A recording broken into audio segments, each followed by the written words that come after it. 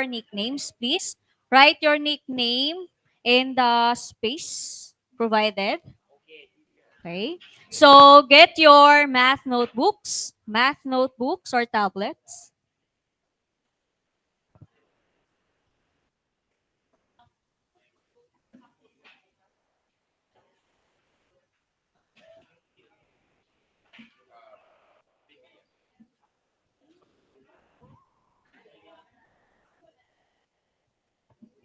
All right, guys. So this semester, we will talk about the systems of linear equation in two variables. Okay? So we have three methods for this one. So the first one, everyone please read the topic. Everyone, system of linear equations in two variables. So we have three. The first one is graph. Everyone, graph, substitution, and elimination. So we have three. But for today, we start in graphing. Okay? So we focus in graphing. So, first is, we need a warm up. Okay? Warm up. For number one. So based on the expression, we need to simplify the expression. Warm up. Number one. What's the answer? Simplify. So remember, the same variable, we need two together. So we have 3x and 5x. The answer is negative 2x. And then how about positive 2y and negative 2y? 0. So we need to cancel out. So the answer is negative 2x. Okay? So that is the warm-up. We need to simplify that expression. Number 2.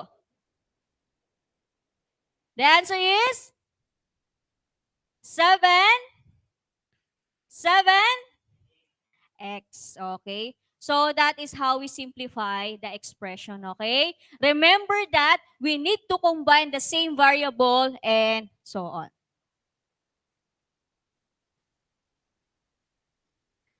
So now, in system linear in two variables, the first is two equation are system of linear equation in two variables if. So we have three scenarios. So A, each equation is a linear equation if we have a two variable. Okay? So if the two equation have two variable. Now, let's have an example. For example, we have x plus y is equal to 0 and two equation is 3x plus y is equal to 7. So therefore, we have two variables. Same variable. Okay? Two equation. When we say system of linear, it is combination of two equation, two linear equation that have a two variables. Okay? In two variables in both equation are the same. So if we have an equation, for the first equation, we have x and y. The second equation should be x and y also. Okay? Same variables. Do you understand? Okay. The last one is satisfies both equation with the common solution. So we talk about that later. We solve it if the two equation with the same solution. Okay? So now, this one. Determine each of the following pairs of equation of system linear equation with two variables. We need to identify if it is yes or no.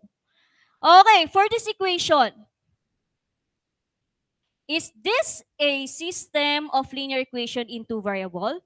Yes or no? Yes or no?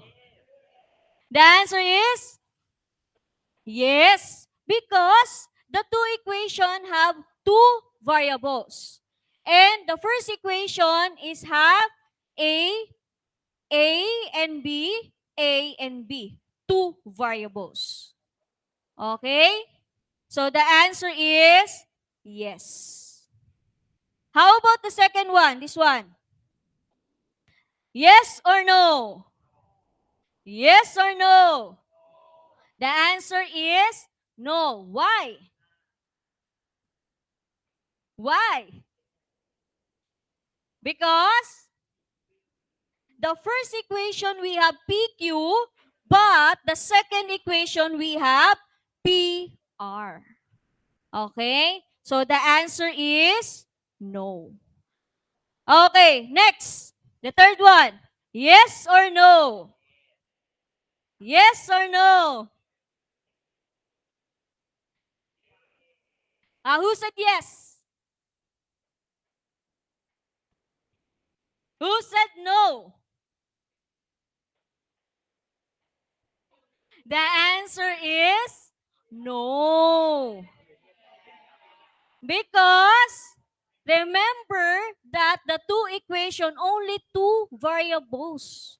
First equation, two. Third equation, two variables only. So in this case, we have xy and x and xy, xy. Okay? Do you understand? All right. So, next. How about this? For number one, yes or no? Yes or no? The answer is yes, because two variables again. Okay? How about in number two? Yes or no? Yes. How about the last one? No. Because the variable is not the same. Now, how about this? Sorry. So, remember, so this in case is no because we have a denominator of variable. Okay? So, if the equation have the variable of denominator, that is no. Okay, in this one, as you can see, we have xx and then yxz. So, different variables. So, therefore, the answer is no. Okay. So, do you understand how to identify it? Yes or no? Okay. So, let's move on the system of equations. So again, a reminder that the system equation that two or more variables, so the pair of equation have two or more variables. And the solution is, again, it is a satisfy all the equations. So in graphing, so we talk about graphing. So in graphing, we have three different possibilities in graphing for this system of linear equation. So what are the three? So the three is we have this one. Okay?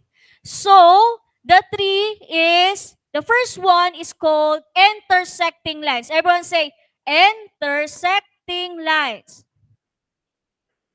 Everyone. Intersecting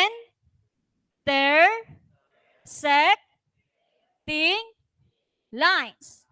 Intersecting lines. So when we say intersecting lines, it is a lines that intersect. They meet each other. When we extend the two lines, they meet to each other. The word intersect. Okay? So when we talk about intersect, that is meet. A line, a point that meet. Okay? Do you understand? So, this intersection point, that is our one solution. Okay? So, if we have a two equation that we need to graph it, therefore, they intersect again. Okay? Do you understand? Do you understand? Okay. So the second one is coinciding lines. Everyone, coinciding lines. Coinciding lines. When we say coincided lines, it is a line that same position. Okay? Same position. The word coincide. Coincide. The word coincide. So therefore, they meet in the same line. Okay? Do you understand? So that is the second possibilities on how to graph. Now, the last one is called parallel lines. Everyone, parallel lines. Parallel lines. So, in this case, if we have a intersecting lines that meet to each other in a one intersection point, in our parallel lines, they never meet. Okay? They never meet. Therefore, there is no solution. Okay? So, they never meet. So, extend the two lines. So, we don't meet. Okay? Do you understand? So, that is our three possibilities on graphing a linear equation with two variables. Okay, everyone. So, again, what is the first one? Read. Second one? Last one? So, we have three parallel lines. Okay? All right. So, now, proceed to how find the solution of the following system. So, how to find the solution and how to graph it. So, let's have an example here. Okay. So, the first equation, we have negative 2x plus y is equal to 2. So, that is linear, right? The second one is we have negative x plus y is equal to negative 1. So, by this time, we need to use the slope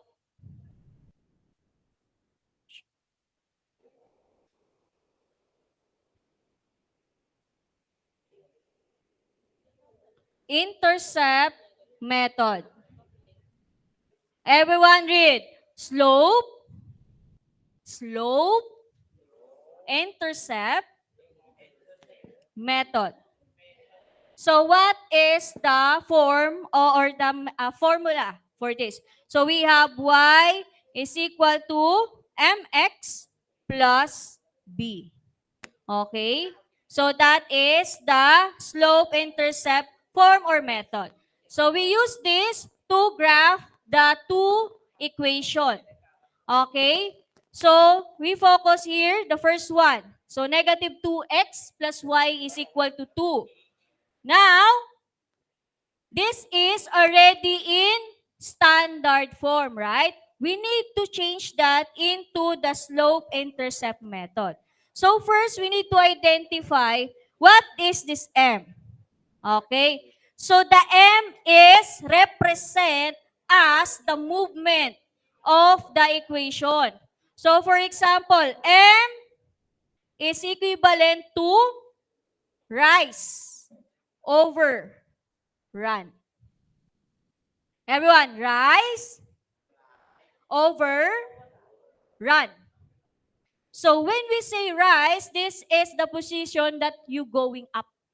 Okay? Always going up. Okay? And run, it depends if it is positive, going to the right, and negative, going to the left. So run represent as if we move to right or left. Okay? So, first is we have a negative 2x plus y is equal to 2. We need to change that into slope form, slope-intercept form. So in this case, we have y is equal to this one, this 2x, move to the other side. So it will become positive. So negative, transfer. It will become positive 2x. And then plus 2. Okay? So now, again, in this B, represent our y-intercept. Y-intercept.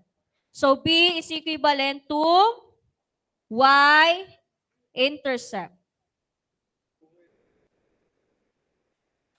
Okay? So in this equation, the first equation, so we have a M. What is our M? 2. What is our B? 2. But this time, as you can see, the slope is represent our rise or run. So this is a whole number. Remember that every whole number have always a denominator of 1. So therefore, the slope or M is 2/1. Okay? And the B is,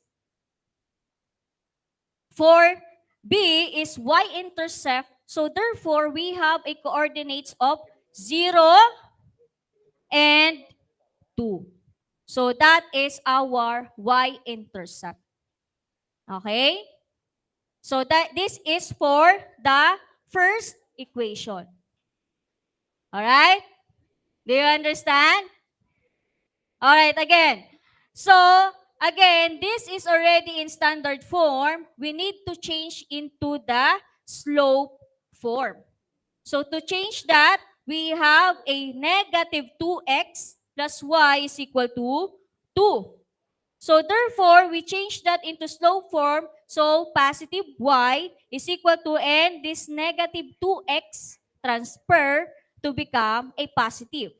So, therefore, positive 2x plus 2. Okay? So, next is the slope. So, we have a slope with 2. Remember that slope represent as rise or run. So, therefore, the denominator for a whole number is always 1. Okay? So, by B, that is our y-intercept. So, remember, y-intercept, automatically, that x is 0 and 2. Okay? So, now, we need to graph. Alright? So, start with our y-intercept. So, 0, 2. So, the graph, the point is here. Okay? So, after that, the slope is 2 and over 1. So, we need to rise 2 points. Okay? So, 1, 2. And then run. This is positive, right? So, going right in positive way. So, therefore, this is the second point. Okay? Remember, rise and run. Positive way. Okay? Do you understand? The first? So again, so this is to create a point here. So extend it. Okay? So you need to extend it. So that is our negative 2x plus y is equal to 2. So that is our line for the first equation. Okay? Now, okay, copy for this one. Copy to 1 minute. 2 minutes. Copy.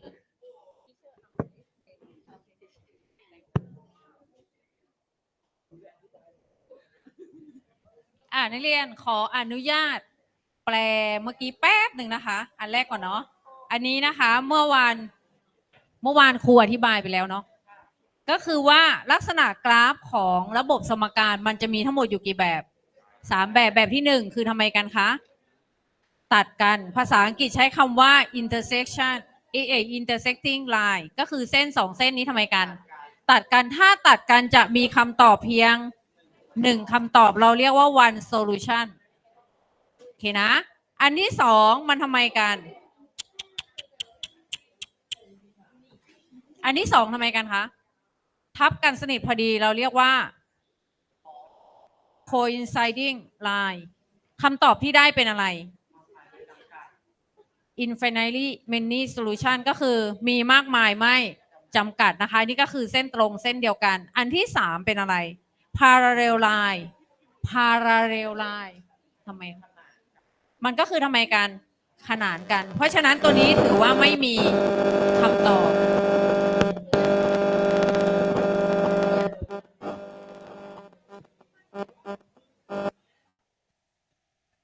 โอเคได้เรียนดูคำตอบนะ1 one solution ก็คือกราฟตัดกันมี1คำตอบ2 infinitely many solution มากมายไม่จำกัดแล้วก็ no solution ไม่มีคำตอบขนานเราใช้คำว่า parallel นะคะ parallel line โอเคจากนั้นนักเรียนมาดูตัวนี้นิดนึง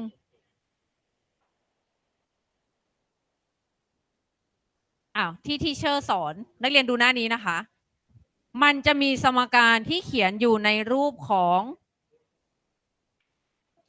ความชันหน้าตาสมการมันจะเป็นแบบนี้ตัวหน้าเราเรียกว่าความชันของสมการตัวนี้คือ y intercept ที่ทิเชอร์บอกเมื่อกี้คือระยะตัดแกน y ระยะตัดแกน y หมายความว่าถ้าสมการที่1เขาคืออะไรคะลบ 2x ใช่ไหมลบ 2x บวก y เดี๋ยวขอสมการที่1นะคะสมการที่1แปลงมาเป็น y เท่ากับ 2x บวก2นักเรียนดูนะ2ตัวหลังหมายถึงอะไรระยะตัดแกน y ถามว่ากราฟมันจะไปตัดแกน y ที่จุดอะไรจุด2นักเรียนก็ตรงนี้0ใช่ไหมขึ้นไป2หน่วยตรงนี้ค่ะระยะตัดแกน y ก็คือตัดแกน y ที่ระยะ2หน่วยก็ขึ้นไป2หน่วยตรงนี้นะคะเริ่มต้นที่จุดนี้นะต่อไปค่ะตรงความชันมีค่าเท่าไหร่ความชันมีค่าเท่ากับ2หมายถึง2ส่วนด้วยอะไร2ส่วน1วิธีการหาความชันจากของที่เชอร์สอนก็คือให้ทำไมคะ rise and อะไร rise and run rise หมายถึงว่าขึ้นไปกี่หน่วย2หน่วยแล้ว run คือวิ่งซ้ายวิ่งขวาเนื่องจากส่วนข้างล่างเป็นเท่าไหร่นะ2ส่วนเลยนะคะ2ส่วน1ถ้าเป็นบวกให้เลื่อนไปทางขวาแต่ถ้ามันเป็นลบให้เลื่อนไปทางซ้ายนะคะวิธีการดูเดี๋ยวใครเขียนไม่ได้ครูให้ออกมาเขียนให้ได้นะคะเราเริ่มต้นที่ระยะตัดแกน y เมื่อกี้เราบอกว่าความชันมีค่าเท่าไหร่นะคะ2ส่วน1แสดงว่าเรียนต้องขึ้นไปกี่หน่วย2หน่วยนักเรียนก็นับจากตรงนี้ไป1 2นี่2หน่วยนะคะแล้วไปทางขวาเท่าไหร่1หน่วย1หน่วยมาทางขวา1หน่วยขึ้นมานี่2ไปทางขวา1แล้วก็พอดจุดชุบนักเรียนก็ทำไมได้แล้วเนี่ยนักเรียนก็เขียนกราฟได้เลยมันเขียนง่ายกว่าของไทยอีกนะต้องมานั่งตีตารางอันนี้เราแค่แปลงอะไรแปลงรูปมันให้อยู่ในรูปของอะไรคะความชันคือ y เท่ากับ mx บวก b ลองข้อที่2ลองสมการที่2นะคะลองสมการที่2สมการที่2เขียนได้เป็นอะไร y เท่ากับ x ลบ1ลบย้ายไปบวกโอเคนะคะได้ x ลบ1แสดงว่ากราฟตัดแกน y ที่อะไรนักเรียนดูตัวนี้ระยะตัดแกน y ตัดแกน y ที่ลบ1นักเรียนก็มาดูที่แกน y ตัดแกน y ที่ลบ1แสดงว่าลงมาข้างล่างถูกไหมตรงนี้คือลบ1ความชันมีค่าเท่าไหร่ความชันดูจากข้างหน้า x ตัวนี้ค่ะก็เป็น1ส่วนอะไร1ส่วน1แสดงว่าขึ้นไปข้างบนกี่หน่วย1หน่วยแล้วเลื่อนไปทางขวากี่หน่วย1หน่วยหนูก็ขึ้นมาข้างบน1หน่วยมาทางขวา1หน่วยแล้วก็ทำไมคะพอดจุดหนูพอดจุดแล้วนะคะจากนั้นทำไมได้เลยเขียนกราฟเฮ้ยกราฟเราตัดไหมเนี่ยขนาดหรออีอย่างมันเห็นเท่ากันเลยกราฟตัดไหมเนี่ย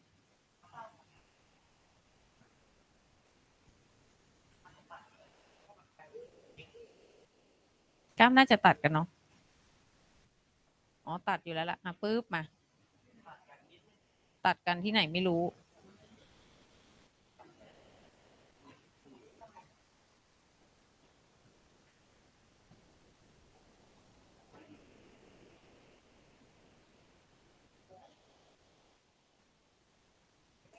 ไม่รู้อะตัดกันที่ไหนอยู่สักจุดนึงอะ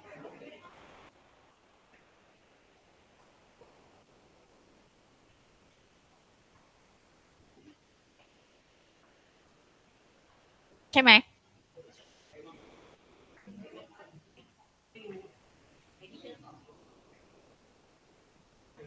อันนี้ก็คือให้นักเรียนรู้จักวิธีการเขียนกราฟ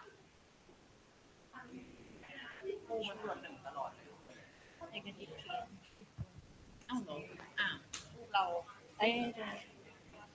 Teacher, I have a solution.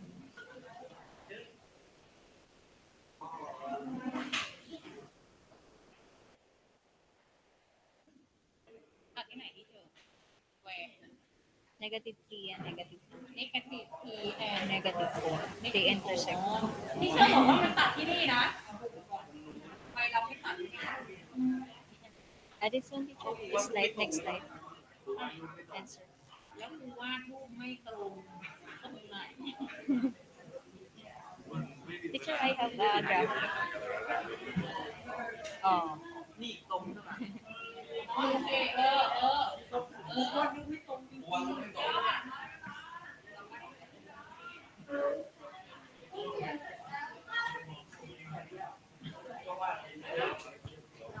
So guys, if you extend the two equation, extend the lines, you have a intersection point.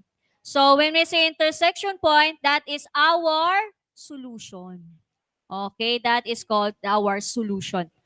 So based on the graph, the solution is we have a negative 3 and negative 4. So that is our solution for this case.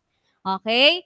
So remember, if we extend the lines, if we have a intersection point, therefore we have a one solution. Okay? So this is the, for the short period, this is the result. So 3, negative 3, and negative 4. So now, we need to prove that the solution, they have a common solution. Okay? By doing the checking. So, remember in checking, so we already have a solution, right? So the one solution is negative 3 and negative 4. So in checking, we have a negative, so we choose a 1 equation. We can choose any of equation. So therefore, we have negative x. Negative. What is our x? We have negative 3. And then, plus, what is y? We have negative 4 is equal to negative 1. This should be a negative 1 also. Okay, so negative 3 times negative times negative 3 is equal to positive. So plus, or this one is negative 4. So therefore, negative 1, we get a same solution. Okay? So that is how we check our answer. So we prove that the x and y, if we have a solution, that is simplify as same. Okay? Do you understand? Do you understand? All right. So let's have another example. Okay. So for this example, this is already in slope intercept form. So this is already a slope intercept form. So in this case, y is equal to negative 3x is equal to 4. So the m is, or the slope is, negative 3 over 1. And the b is negative 4, or our coordinate is 0 and negative 4. Okay? So start with this one. So 3. No. So y-intercept. We need to graph the y-intercept. negative 4. So this is the location. And then, this one, the slope is negative 3. So, rise 3. 1, 2, 3. And then, the slope is negative. So, going to the left side. So, therefore, 1, 2, 3, and then, therefore, this is our second line for the first equation. Okay? Do you understand? If it is negative, going to the left side. Okay, how about in number 2? So we have y is equal to 3x plus 4. So in m, we have 3 over 1. So in this case, this is positive. So therefore, going to the right side. So the slope is, y-intercept is we have 4 or 0 and 4. So this is the location. Okay? Now, going up. So, 1, 2, 3. We need to extend this upper. Okay? 3. So, therefore, 1, 2, 3. So, the side is 7. So, this is extend by the 7. And then, move by 1. So, therefore, the coordinates is 1 and 7. Negative 1 and 7. So, the next coordinate. So, as you can see, if we connect the dots, this is the result. Okay? When we extend it, so we can create a parallel lines. So, therefore, the solution of the given system is no solution. Okay? If we can create a parallel lines, that is no solution. Okay, do you understand? Do you understand? Yes or no?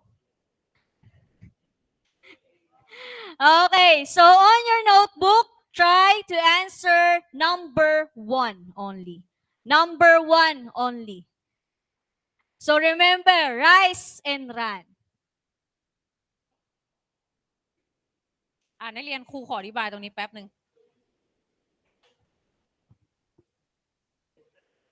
ไม่ครูจะบอกนักเรียนว่าอย่างนี้ อันนี้ตัวอย่างประโยคที่ 2ของทีเชอร์นะคะ ตัวอย่างอันนี้นะคะ สมมุติถ้าเป็นอันนี้กราฟตัดแกน y ที่อะไร4เนาะโอเคตรงนี้คือ4เนาะถูกไหมคะ0.4อยู่ตรงนี้นะคะเสร็จปุ๊บความชันมีค่าเท่าไหร่3/1ถ้า3/1นักเรียนสังเกตว่าถ้ากราฟมันขึ้นไปข้างบนมันพอไหมไม่พอเราสามารถลงมาข้างล่างได้ไหมถ้าลงมาข้างล่างนักเรียนใช้วิธีการอะไร ความชันของเราเป็นอะไรนะคะ3/1เนาะถ้าเราจะทำให้มันยังเป็น3อยู่มันจะกลายเป็น-3ส่วนด้วยอะไร-1นั่นแสดงว่าเราลงมากี่หน่วย3หน่วย1 2 3แล้วไปทางไหนไปทางซ้ายอีก1หน่วยถูกไหมคะเราก็ใช้วิธีการอย่างนี้ก็ได้กราฟเราก็จะมีหน้าตาเป็นแบบนี้แทนเอ๊ะถูกเนาะแต่เมื่อกี้ที่ทีเชอร์บอกไม่ถูกทีเชอร์เป็นทีเชอร์ไม่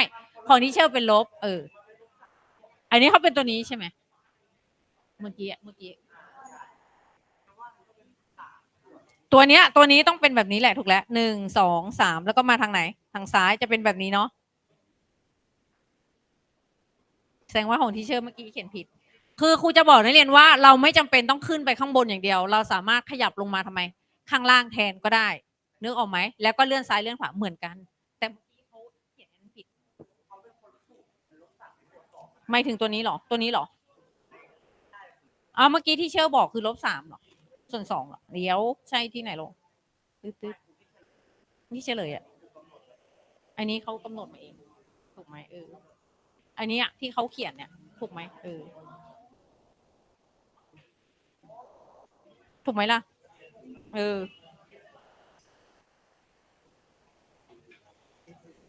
ก็คือกรณีที่กราฟเราเลยกราฟไม่พอโอเคตัวนี้มาตัวแรกได้ไหมขอทดลองถามก่อนกราฟตัดแกน y ที่ไหนคะ0.3อีกอันหนึ่งกราฟตัดแกน y ที่ไหน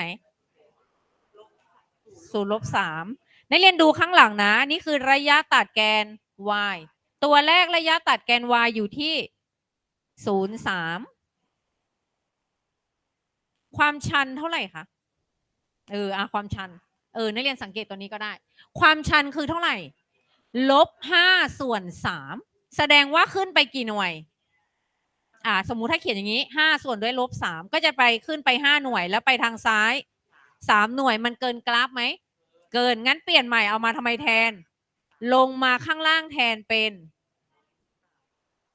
-5ส่วนด้วยอะไรคะส่วน3แทนก็คือลงมาข้างล่าง5หน่วย1 2 3 4 5แล้วก็ไปทางขวากี่หน่วย3หน่วยก็1 2 3ตัวนี้หนูก็พลอตกราฟไว้ตรงนี้แล้วก็ทำไมได้ละเขียนกราฟ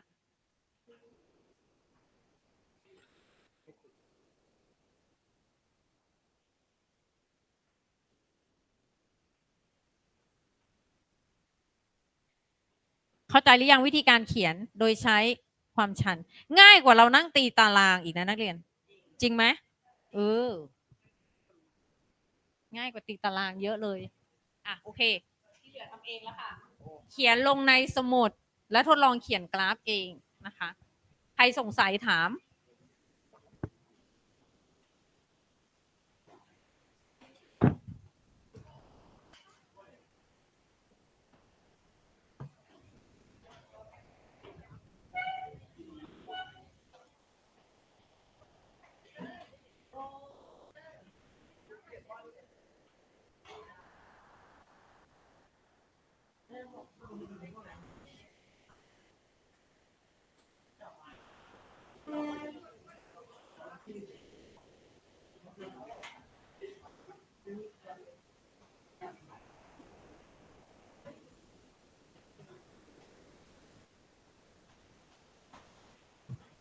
ข้อที่1กราฟตัดกันที่ไหน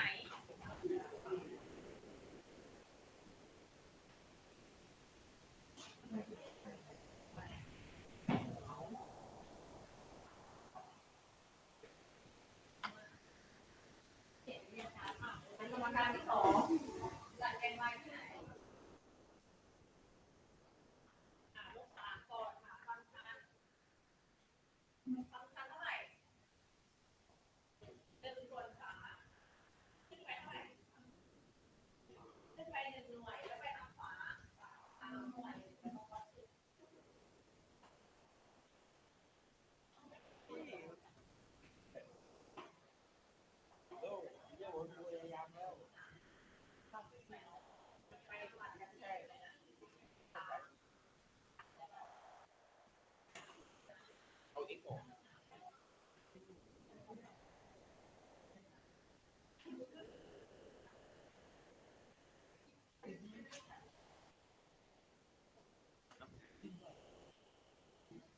วัดตาราง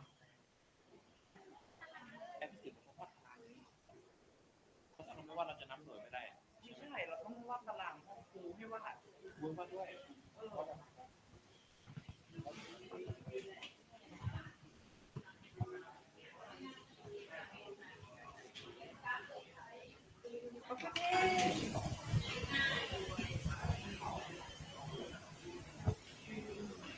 3 minutes.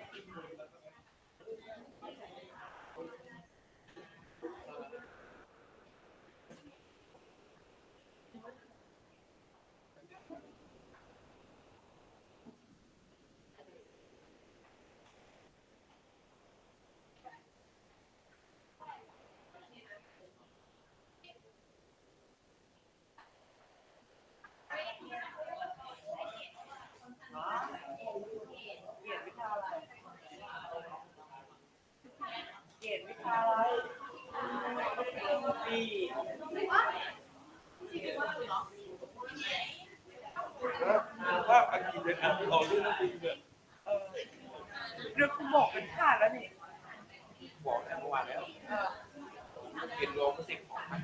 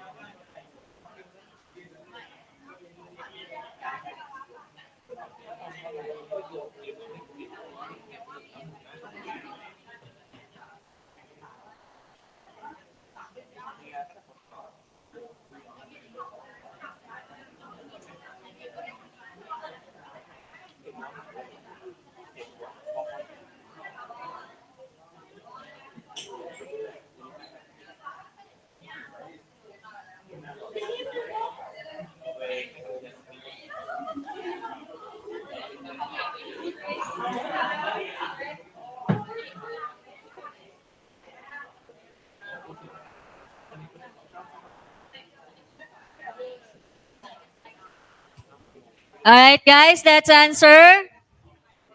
Let's answer. All right. So, in this case, so we have a y-intercept with the -3. So, therefore, the y-intercept is 0 and -3. So, this is the point. Okay? And then the slope is we have 1/3. Remember, rise and run. So, rise is 1 only. Okay? And then run, this is positive. So, 1, 2, 3. So, this is the another points. Okay? So, therefore, the solution is, what is our solution? 3 and -2. So that is our solution in this system, linear of system. When you extend it. Okay? Do you understand? All right, homework number 2. Number 2, homework.